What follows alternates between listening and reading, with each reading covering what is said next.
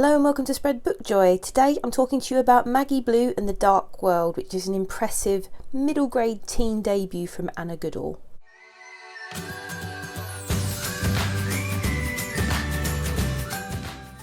If you're new to the channel, I'm Jack, a qualified primary school teacher spreading the joy of books and reading as far and wide as possible. I've got great recommendations for home and school as well as some books for grown-ups. So if you'd like to check out some of my videos, please do after this one. This video today is about a wonderful dark fantasy called Maggie Blue and the Dark World. I'm going to talk a little bit about the synopsis of the book and then give you my thoughts on it. So the book is about a girl called Maggie, and Maggie is having a lot of trouble at the moment. She's having a really hard time. She's I think she's about 12 or 13 years old. I think 12 years old. She's in year 8 and she is living with her auntie in a town because her mother has had a breakdown. Her father has left home and her mother has had some sort of mental health crisis and some sort of breakdown, and poor Maggie is living with her eccentric aunt Esme in a town, I think it's supposed to be a part of London but I'm not sure, called West Minchin. Maggie normally lives in a home by the sea, and we get little hints that she used to live in a cottage with her mother and she's used to living in a much smaller, much more rural area. And West Minchin's quite built up, quite urban or suburban, I'm not quite sure which. So we meet Maggie and she's staying with her auntie. Her auntie has a 1-bedroom flat. Money obviously seems to be a bit of an issue, and she's dealing with the problem of her mother having had this quite serious mental health crisis, and her mother rings her on Thursdays, and it seems from the phone calls that they have that mum isn't able to help Maggie with any of her own issues. And there are a few issues that Maggie is having because she's moved into a new town, she's at a new school and she hasn't made any friends, and she's quite an introverted character.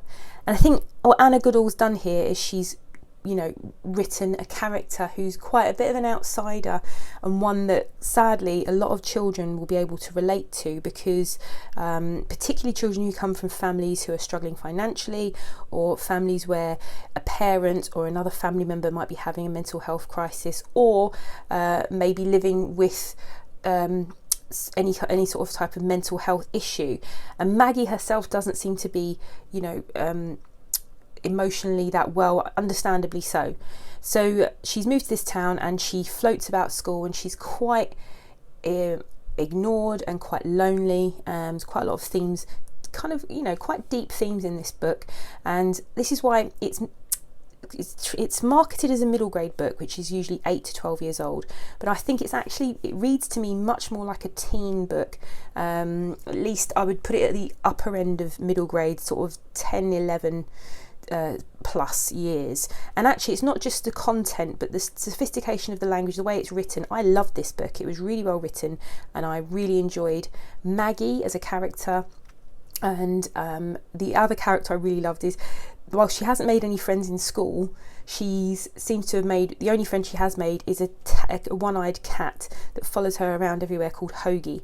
And Hoagy likes to be let into the warm flat at night, and Maggie lets him in, and then some strange things start to occur. So Maggie's quite sensitive to the feelings of other people, extraordinarily so. Sometimes she's looking at someone and she actually feel what they're feeling, and she then also starts to Hoagy starts talking to her and she starts to see odd things around town.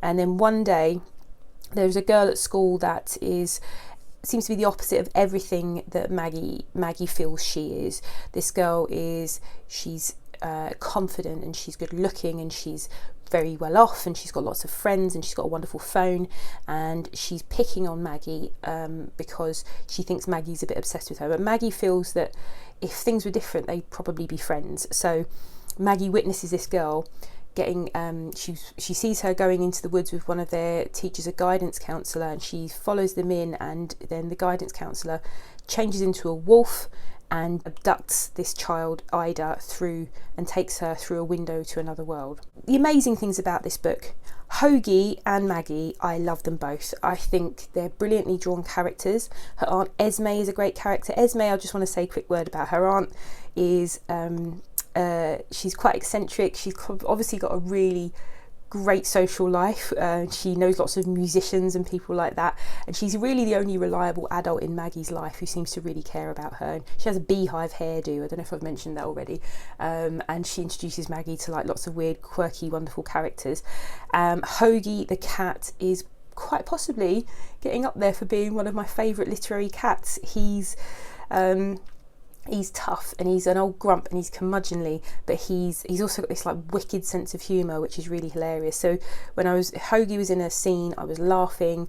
I was really rooting for both Maggie and Hoagy the whole way through this. So the dark world itself is very, very strange. It's strange and weird and disturbing. It's not your typical middle grade adventure world. I liked it. And it reminded me, if anyone's watched The Dark Crystal, I'll put a sort of still up here so you can sort of see the sort of land I'm talking about. So the land of Thra and the creatures there are very, the imagination of sort of Brian Froud and Jim Henson, that sort of weirdness, that level of weirdness we're talking about. And not a lot of it was explained very much, and I was getting a bit frustrated with it, but actually then I discovered that this is the first in a series, which I'm thrilled about, because there's loads of questions you're left with by the end of the book that I really want to find out about. So if you like, things like Coraline or Dark Crystal or Alice in Wonderland, I think you'll be very at home here. It's a really impressive debut. I loved it. I'm not sure it'll be everybody's cup of tea. It's that kind of book that you'll either be puzzled by and you won't like the setting of the special world, the dark world, or you'll really love. And once I realised that actually more might be explained about it, I found that I really loved it. So it's a great book, brilliant characters, and highly recommended for anyone who likes that kind of dark sort of kind of fantasy, not really horror, but there are elements of horror in it. So yeah, wonderful read.